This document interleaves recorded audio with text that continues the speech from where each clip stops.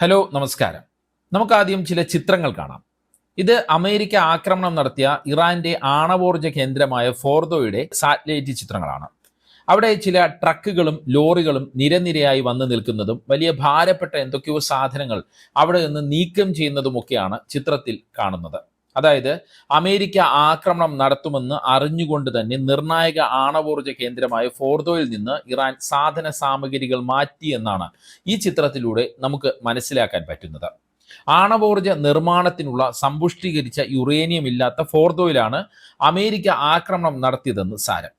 ഇതുപോലെ America bunker buster ബോംബുകൾ ഇട്ട നദാൻസ്, ഇസ്ഫഹാൻ ആണവോർജ്ജ കേന്ദ്രങ്ങളിൽ നിന്നും സാധന സാമഗ്രികൾ മാറ്റിയിരുന്നുവെന്നാണ് ഇറാൻ പറയുന്നത്. ഇപ്പോൾ പുറത്തുവന്ന സാറ്റലൈറ്റ് ചിത്രങ്ങൾ ഇറാന്റെ വാദങ്ങളെ സാധൂകരിക്കുന്നതുമാണ്. അമേരിക്ക ഏറ്റവും അധികം ലക്ഷ്യം വെച്ചത് ഫോർദോ കേന്ദ്രത്തെയാണ്. കാരണം അവിടെയാണ് വലിയ തോതിൽ യുറേനിയം സമ്പുഷ്ടീകരണം നടന്നിരുന്നത് എന്നാണ് അമേരിക്ക ആരോപിച്ചത്. ഫോർദോയിൽ വെച്ചാണ് ഇറാൻ ആണവായുധങ്ങൾ നിർമ്മിക്കുന്നത് എന്നാണ് അമേരിക്കയും ഇസ്രയേലും ആരോപിച്ചിരുന്നത്. പക്ഷേ വലിയ മലയിടുക്കുകൾക്കിടയിൽ സ്ഥിതി ചെയ്യുന്ന ഫോർദോയെ ആക്രമിക്കാൻ പലതവണ ഇസ്രയേൽ ശ്രമിച്ചിട്ടും അതിന് കഴിഞ്ഞിരുന്നില്ല. അതോടെയാണ് ആക്രമണത്തിലേക്ക് അമേരിക്കയെ എത്തിക്കാൻ ഇസ്രയേൽ സമ്മർദ്ദം ശക്തമാക്കിയത്. പക്ഷേ അമേരിക്കയുടെ ബങ്കർ തകർക്കുന്ന ബോംബുകൾ കൊണ്ടൊന്നും ഫോർദോയ്ക്ക് കേടുപാടുകൾ പറ്റിയിട്ടില്ല എന്നാണ് ഇറാൻ കേന്ദ്രങ്ങൾ പറയുന്നത്. ഇക്കാര്യം ചില അന്താരാഷ്ട്ര നിരീക്ഷകരും ശരിവെക്കുന്നുണ്ട്. മാത്രമല്ല അന്താരാഷ്ട്ര ആണവോർജ്ജ ഏജൻസിയും ഫോർദോയിൽ നിന്ന് ആണവ വികിരണങ്ങളുടെ ചോർച്ച ഉണ്ടായിട്ടില്ല എന്ന് സ്ഥിരീകരിക്കുന്നുണ്ട്. സൗദി അറേബ്യയും ഇക്കാര്യം പറയുന്നുണ്ട്. അതിൽ നിന്നെല്ലാം ഫോർദോയെ തകർക്കാനോ കാര്യമായ കേടുപാടുകൾ വരുത്താനോ അമേരിക്കയുടെ ആക്രമണത്തിന് കഴിഞ്ഞിട്ടില്ല എന്നുള്ള നിഗമനത്തിലേക്ക് നമുക്ക് എത്താൻ കഴിയും. അത്രമാത്രം തന്ത്രപ്രധാനവും സുരക്ഷിതവുമായിട്ടാണ് ഫോർദോ ഇറാൻ ഡിസൈൻ ചെയ്തിരിക്കുന്നത്. ഇറാന്റെ തലസ്ഥാനമായ ടെഹ്റാനിൽ നിന്ന് 95 കിലോമീറ്റർ മാത്രം അകലെയാണ് ഫോർദോ ഉള്ളത്. 3 മലയിടുക്കുകൾക്കിടയിലാണ് ഫോർദോ സ്ഥിതി ചെയ്യുന്നത്. അതിന്റെ കവാടങ്ങളെക്കുറിച്ച് പുറമേ നിന്ന് ആർക്കും വ്യക്തതയില്ല. ആകെ ചില സാറ്റലൈറ്റ് ചിത്രങ്ങൾ മാത്രമാണ് ഫോർദോയെക്കുറിച്ച് ഇതുവരെ പുറത്തു വന്നിട്ടുള്ളത്. ഭൂമിക്കടിയിൽ 300 മുതൽ 600 അടി വരെ താഴ്ചയിലാണ് ഫോർദോയുടെ പ്രധാന കെട്ടിടങ്ങൾ ഉള്ളതെന്നാണ് വിവരം. അതേസമയം അമേരിക്കൻ ആക്രമണത്തിൽ ഇസ്ഫഹാനിലെ ആണവ നിലയത്തിന് കേട് പറ്റിയിട്ടുണ്ട് എന്ന് ഇറാൻ തന്നെ സമ്മതിക്കുകയും ചെയ്യുന്നു. അമേരിക്കയുടെ ആക്രമണത്തിന് ഇറാൻ തിരിച്ചടി നൽകി തുടങ്ങിയിട്ടുണ്ട്. ഇസ്രയേലിലെ ടെൽ അവീവിലും ഹൈഫയിലും ജെറുസലേമിലും വലിയ രീതിയിലുള്ള ആക്രമണമാണ് ഇറാൻ നടത്തിയത്. വലിയ നാശനഷ്ടം ഇറാന്റെ ആക്രമണത്തിൽ ഇസ്രയേലിൽ ഉണ്ടായി എന്നാണ് വീഡിയോകളിൽ നിന്ന് നമുക്ക് മനസ്സിലാക്കാൻ കഴിയുന്നത്. തുടർച്ചയായി ഇസ്രയേലിൽ സൈറനുകൾ ഇപ്പോഴും മുഴങ്ങുന്നുണ്ട് എന്നാണ് പുറത്തു വരുന്നത്. ഈ വീഡിയോ എടുക്കുമ്പോഴും മുഴങ്ങുന്നുണ്ട് എന്നാണ് പുറത്തു വരുന്ന വിവരം. മാത്രമല്ല ഇസ്രയേൽ തങ്ങളുടെ ഔദ്യോഗിക വിമാന സർവീസ് നിർത്തിവെച്ചിരിക്കുകയാണ്. പക്ഷേ ഇവിടം കൊണ്ടൊന്നും ഇറാന്റെ തിരിച്ചടി നിൽക്കില്ല എന്നാണ് വിലയിരുത്തൽ. ഇസ്രയേലിനപ്പുറം അമേരിക്കയ്ക്ക് വലിയ തിരിച്ചടി കൊടുക്കാൻ ഇറാൻ ഒരുങ്ങുന്നു എന്നാണ് റിപ്പോർട്ടുകൾ സൂചിപ്പിക്കുന്നത്. ഇറാൻ ആക്രമിച്ചാൽ കൂടുതൽ ശക്തമായ ആക്രമണം നടത്തുമെന്ന് അമേരിക്ക മുന്നറിയിപ്പ് നൽകിയിട്ടുണ്ട്. അതായത് വലിയ സംഘർഷ സാഹചര്യത്തിലേക്കാണ് പശ്ചിമേഷ്യ പോകുന്നത് എന്ന് നമ്മൾ വിലയിരുത്തേണ്ടി വരും. എന്തായാലും അമേരിക്കയ്ക്കെതിരെ സൈനിക ആക്രമണത്തിന് അപ്പുറം സാമ്പത്തികമായ ആക്രമണം നടത്താനാണ് ഇറാൻ ഒരുങ്ങുന്നത് എന്നാണ് അന്താരാഷ്ട്ര രംഗത്തെ നിരീക്ഷകരെല്ലാം വിലയിരുത്തുന്നത്. എന്തൊക്കെയാണ് ഇറാന്റെ ആക്രമണ പദ്ധതികൾ? ഇത് സംബന്ധിച്ച് ചില റിപ്പോർട്ടുകൾ പുറത്തു വരുന്നുണ്ട്. അതിൽ ഒന്നാമത്തേത് ഗൾഫ് മേഖലയിലുള്ള അമേരിക്കയുടെ സൈനിക താവളങ്ങൾ ഇറാൻ ലക്ഷ്യമിടുന്നു എന്നുള്ളതാണ്. ബഹ്റൈനിൽ അമേരിക്കയുടെ നാവിക താവളമുണ്ട്. ഖത്തറിൽ അമേരിക്കയുടെ വ്യോമസേനാ കേന്ദ്രമുണ്ട്. കുവൈറ്റിൽ അമേരിക്കയുടെ സൈനിക കേന്ദ്രമുണ്ട്. UAEയിൽ അമേരിക്കയുടെ വ്യോമസേനാ കേന്ദ്രമുണ്ട്. ഇതിലേതെങ്കിലും ഒരു കേന്ദ്രത്തെ ഇറാൻ ആക്രമിക്കുമോ എന്നുള്ളതാണ് ഇപ്പോൾ ഗൾഫ് മേഖലയിൽ ആകെയുള്ള ആശങ്ക. അങ്ങനെ ഉണ്ടായാൽ അത് ഗൾഫ് മേഖലയെ ആകെ പിടിച്ചു കുലുക്കുന്നതാകും. എന്നാൽ തങ്ങളുടെ രാജ്യത്തുള്ള വ്യോമതാവളങ്ങളിൽ നിന്നോ സൈനിക താവളങ്ങളിൽ നിന്നോ ഇറാനെ ആക്രമിക്കരുത് എന്നാണ് അമേരിക്കയോട് ഗൾഫ് രാജ്യങ്ങൾ നിർദ്ദേശിച്ചിരുന്നത്. അതുകൊണ്ട് ഇറാൻ ഗൾഫ് മേഖലയിലെ അമേരിക്കൻ സൈനിക താവളങ്ങൾ ലക്ഷ്യമിടില്ല എന്ന് കരുതുന്നവരുണ്ട്.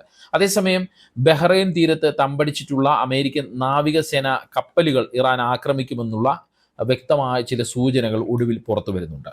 ഒപ്പം ഹോർമൂസ് കടലിടുക്ക് അടയ്ക്കാനും ഇറാൻ തീരുമാനമെടുത്തിട്ടുണ്ട്. ഇവിടേക്ക് എത്തുന്ന അമേരിക്കൻ, ബ്രിട്ടൻ, ഫ്രഞ്ച്, ജർമ്മൻ കപ്പലുകൾ തടയുകയാണ് ഇറാന്റെ പ്രധാന ലക്ഷ്യം. ഒപ്പം ചെങ്കടലിൽ അമേരിക്കൻ ഇസ്രയേൽ അനുകൂല കപ്പലുകളെ ആക്രമിക്കാൻ യമനിലെ ഹൂതികൾക്ക് ഇറാൻ നിർദ്ദേശം നൽകിയെന്നും റിപ്പോർട്ടുകൾ പുറത്തുവരികയാണ്. ഇറാനെ ആക്രമിച്ചാൽ ചെങ്കടലിലൂടെ അമേരിക്കയുടെ ഒരു കപ്പലും കടന്നു പോകില്ല എന്ന് ഹൂതികൾ കഴിഞ്ഞ ദിവസം തന്നെ മുന്നറിയിപ്പ് നൽകിയിരിക്കുന്ന ഒരു പശ്ചാത്തലം കൂടി ഇതിനുണ്ട്. അതായത് അമേരിക്കയെയും സഖ്യകക്ഷികളെയും ഹോർമൂസ് കടലിടുക്കിലും ചെങ്കടലിലും ഇട്ട് പൂട്ടുക എന്നുള്ളതാണ് ഇറാൻ പ്രയോഗിക്കാൻ പോകുന്ന പ്രധാന തന്ത്രമെന്നാണ് നമുക്ക് ഇതിൽ നിന്ന് മനസ്സിലാക്കാൻ കഴിയുന്നത്. വലിയ രീതിയിലുള്ള പ്രതിസന്ധി സൃഷ്ടിക്കാൻ പോകുന്ന നീക്കമാണ് ഇറാൻ ഈ രീതിയിൽ നടത്തുകയാണെങ്കിൽ അവിടെ ഉണ്ടാവുക. പ്രധാനപ്പെട്ട കപ്പൽ പാതകളാണ് ഇത് രണ്ടും. ഹോർമൂസ് കടലിടുക്ക് പേർഷ്യൻ ഗൾഫിനെയും ഒമാൻ ഗൾഫിനെയും ബന്ധിപ്പിക്കുന്ന ഒരു തന്ത്രപ്രധാനമായ ജലപാതയാണ്. ലോകത്തിലെ ഏറ്റവും പ്രധാനപ്പെട്ട എണ്ണ ഗതാഗത കേന്ദ്രങ്ങളിൽ ഒന്നാണത്. ഈ കടലിടുക്ക് ഇറാൻ അടച്ചാൽ ലോകമാകെ എണ്ണ പ്രതിസന്ധിയിലേക്ക് നീങ്ങുന്ന ഒരു സാഹചര്യമുണ്ടാകും. മറുഭാഗത്ത് ചെങ്കടലിലൂടെയാണെങ്കിൽ ലോകത്തിൻ്റെ ഏകദേശം 12% വ്യാപാരവും 30% കണ്ടെയ്നർ ഷിപ്പിങ്ങും നടക്കുന്ന ഒരു ജലപാതയാണത്. ഇവിടെ ഹൂതികൾ ഇപ്പോൾ തന്നെ അമേരിക്കൻ ഇസ്രയേൽ കപ്പലുകളെ ആക്രമിക്കുന്നുണ്ട്. അത് കൂടുതൽ വ്യാപിപ്പിച്ചാൽ 83 ലക്ഷം കോടികളുടെ നഷ്ടമുണ്ടാകുമെന്നാണ് കണക്ക്. മാത്രമല്ല വിതരണ ശൃംഖലയാകെ, ലോകത്താകെയുള്ള വിതരണ ശൃംഖലയാകെ ഈ ഒരു ചെങ്കടലിൽ ഉണ്ടാക്കുന്ന ഹൂതികളുടെ നീക്കം ബാധിക്കും. അമേരിക്കയെയും ഇസ്രയേലിനെയുമായിരിക്കും ഇത് കൂടുതൽ ബാധിക്കുക. അതായത് ഈ രീതിയിൽ ഇറാൻ നീങ്ങിയാൽ അമേരിക്കയ്ക്കും യൂറോപ്യൻ രാജ്യങ്ങൾക്കും അതിന് വലിയ വില കൊടുക്കേണ്ടി വരുമെന്ന് സാരം. ഗൾഫ് മേഖലയാകെ അസ്ഥിരത സൃഷ്ടിക്കപ്പെടും. ഇതെല്ലാം കണക്കിലെടുത്താണ് അമേരിക്ക ഇറാനെ ആക്രമിക്കരുത് എന്നുള്ള മുന്നറിയിപ്പ് റഷ്യയും ചൈനയും നൽകിയിരുന്നത്. എന്നാൽ അതിനെയെല്ലാം അവഗണിച്ച് അമേരിക്ക ഇറാനെ ആക്രമിച്ചിരിക്കുന്നു. ഇനി റഷ്യയുടെയും ചൈനയുടെയും നീക്കം എന്ത് എന്നതും നിർണായകമാണ്. ഇരു രാജ്യങ്ങളും ഇതുവരെ പ്രതികരിച്ചിട്ടില്ല. അത് അക്കാര്യം ശ്രദ്ധിക്കണം.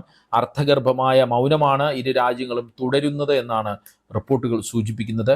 അതല്ല, ഇറാനുമായി ഒറ്റയ്ക്കും ചൈനയും റഷ്യയും പരസ്പരവും പശ്ചിമേഷ്യയിലെ സാഹചര്യം വിലയിരുത്തുന്നുണ്ട് എന്നുള്ള റിപ്പോർട്ടുകളും പുറത്തു വരുന്നുണ്ട്. അമേരിക്ക ഇറാനിൽ നടത്തിയ ആക്രമണത്തെ ലോകമാകെ വിമർശിക്കുന്ന ഒരു പശ്ചാത്തലമാണുള്ളത്. പശ്ചിമേഷ്യയിലെ സാഹചര്യം അനിയന്ത്രിതമാകുന്ന പ്രവൃത്തിയാണ് അമേരിക്ക ചെയ്തു കൂട്ടിയത് എന്നാണ് വിമർശനം ഉയരുന്നത്. അമേരിക്കയ്ക്കകത്തും ട്രംപിനെതിരെ പ്രതിഷേധം ഉയരുന്നുണ്ട്. നെതന്യാഹുവിൻ്റെ കളിപ്പാവയായി ട്രംപ് മാറിയെന്നാണ് പ്രധാന വിമർശനം.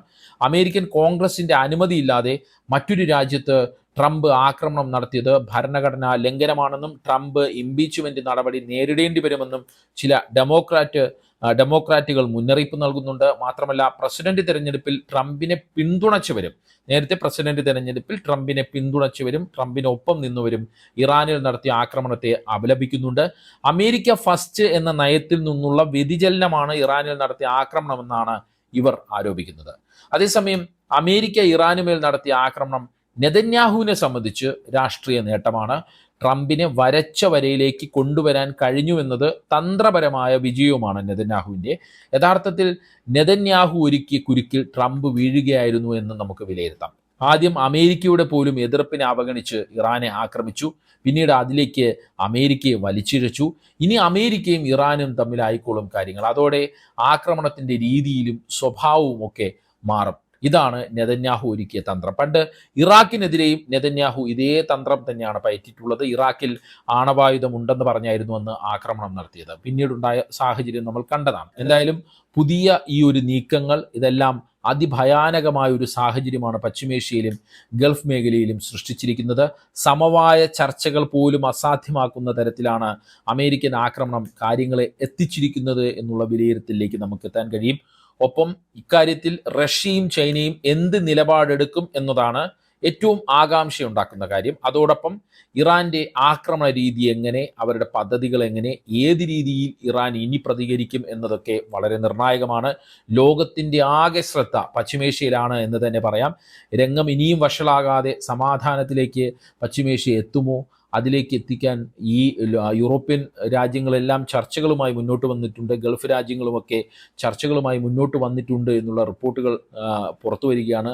അനൗദ്യോഗിക ചർച്ചകൾ പല രീതിയിൽ നടക്കുന്നു എന്നുള്ള റിപ്പോർട്ടുകൾ പുറത്തു വരികയാണ്. ഇതെല്ലാം പശ്ചിമേഷ്യയെ സമാധാനത്തിലേക്ക് എത്തിക്കുമോ? അങ്ങനെ എത്തിക്കാൻ കഴിയട്ടെ എന്ന് നമുക്ക് പ്രത്യാശിക്ക് മാത്രമേ ഇപ്പോൾ കഴിയുള്ളൂ. ഈ വീഡിയോയെക്കുറിച്ചുള്ള അഭിപ്രായങ്ങൾ കമൻറ്റ് ചെയ്യുക. വീഡിയോ അപ്ഡേറ്റുകൾക്കായി കമൻറ്റ് ബോക്സിലുള്ള വാട്സപ്പ് ലിങ്ക് ഉപയോഗപ്പെടുത്തുക. നന്ദി, നമസ്കാരം.